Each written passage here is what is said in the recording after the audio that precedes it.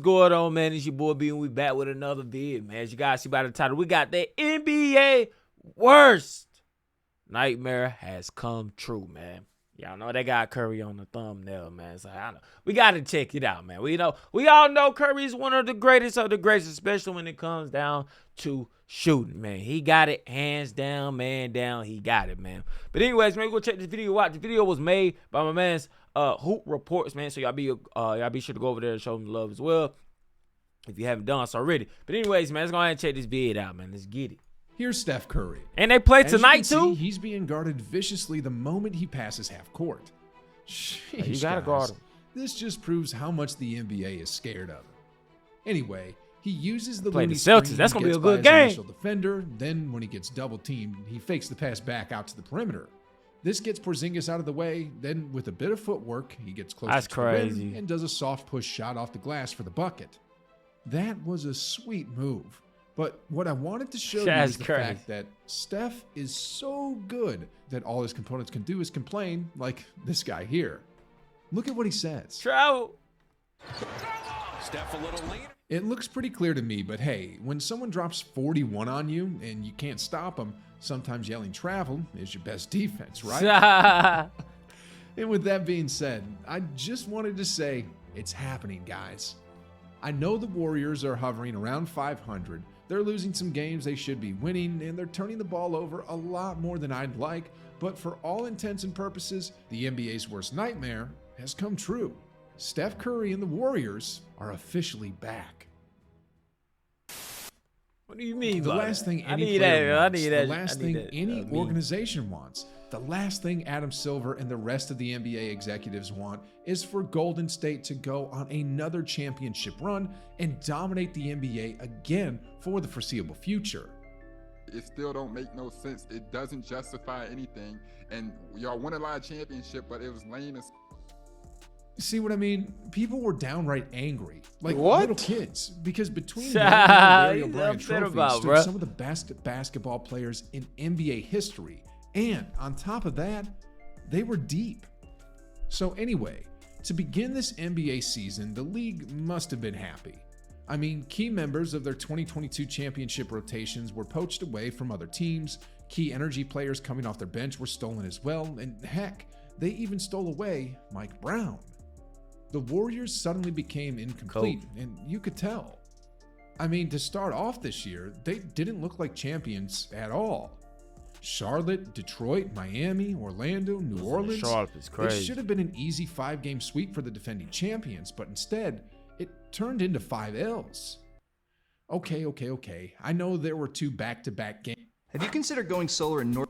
Yeah, I'm excited to see the game tonight, though, man. We're gonna be doing like a recap vid on it, so I'll be sure to stay tuned for that, man. I'm gonna drop that as well, so turn them noties on, man. With Zion are one of the best teams in the league this year. So, all right, they should have won 3 or 4 of those games at the very least. But to drop all 5 for a defending championship team, I wasn't too happy about it. But I bet the rest of the league was celebrating. The Phoenix Suns probably opened a bottle of champagne. I said combined 15 points. Steph Curry and Klay Thompson combined for 15 3-pointers. Okay, I always read it. The Phoenix Suns probably opened a bottle of champagne, and the Grizzlies, they were probably in the locker room chanting Grizzlies in 7, but in any case, the league was glad because it didn't matter if the Warriors had the best starting 5 in the entire NBA. Without a good supporting cast, they were toast. I mean, Steph can splash as many triples as he wants. Yeah. Wiggins could dunk as much as he wants. Draymond can get as many assists as he wants. But if the bench was going to get outscored by like 20 every game, then in terms of winning or in terms of championship aspirations, forget about it. Forget about it. You think I'm kidding? I'm not. These are the box plus So minus they for need the a new Warriors bench bench? during October, November, and December. -6, -3, -1.9. The Warriors bench at the time probably couldn't even win a G League game, and what this meant for the rest of the Western Conference was we now have a path to the finals because the Warriors are finished.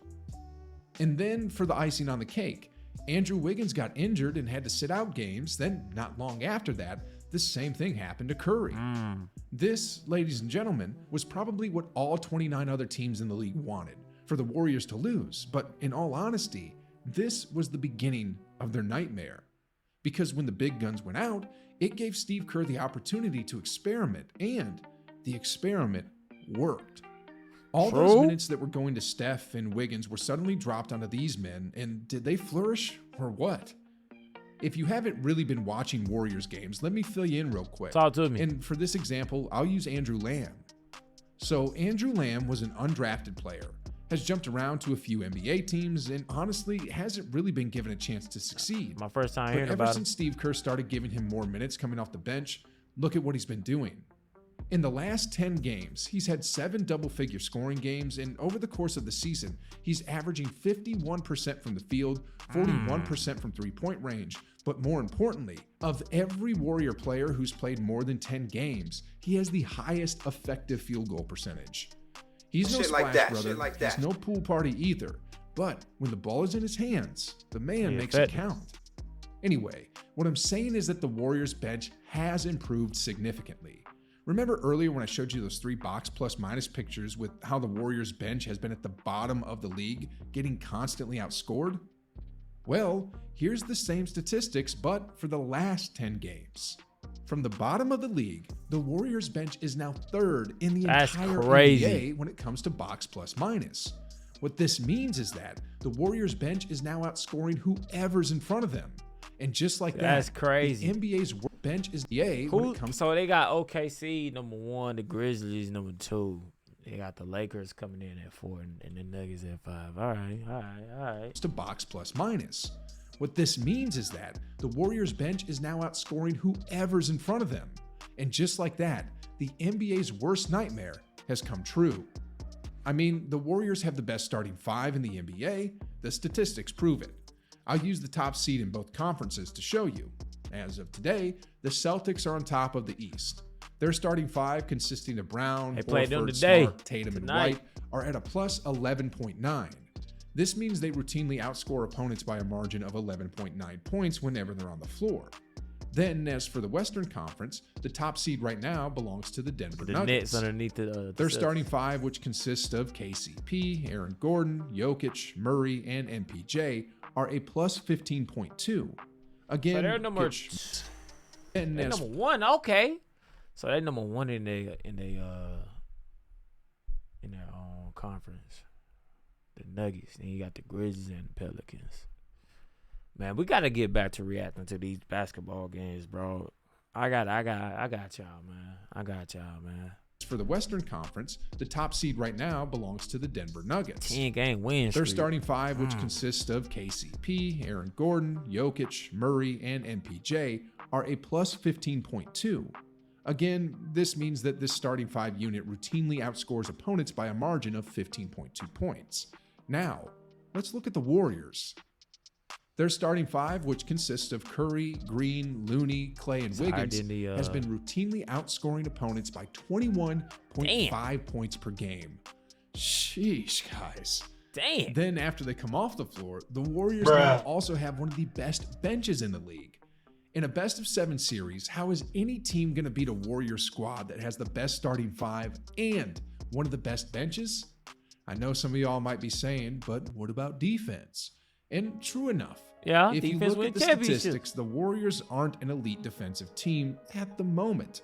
According to Hollinger's statistics, they're right smack dab in the middle when it comes to this side of the floor. But the truth is, good offense beats good defense any Sheesh. day of the week. And the modern You NBA know what's crazy?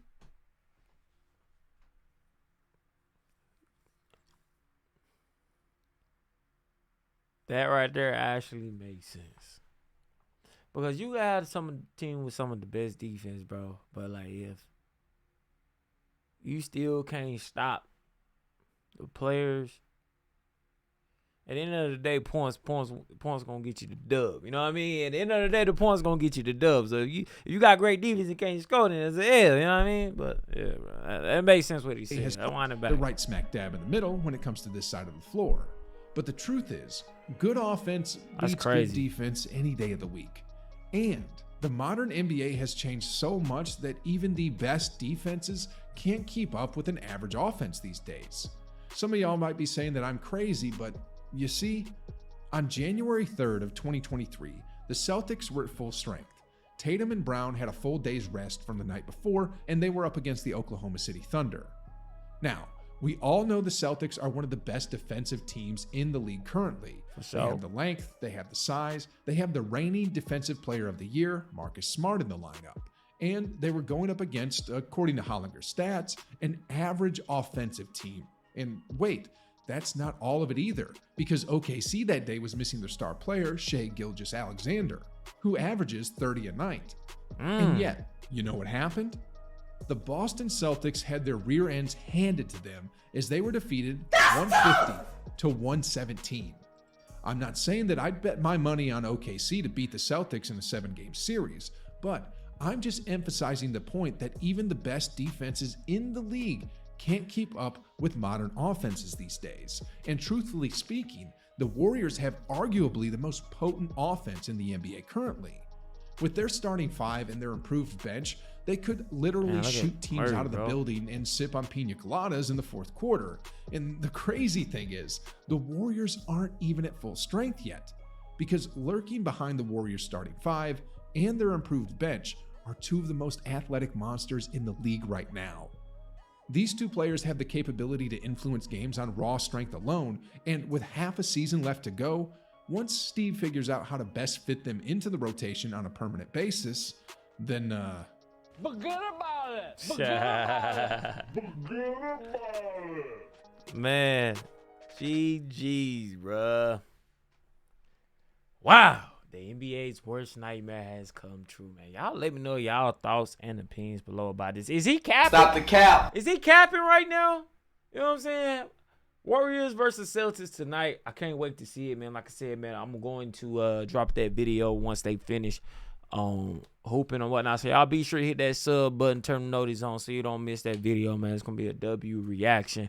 With that being said, be sure to check out one of the videos at the end of the screen because it's definitely a banger. I would miss it if I was you, man. Catch y'all next video. I'm up out of here.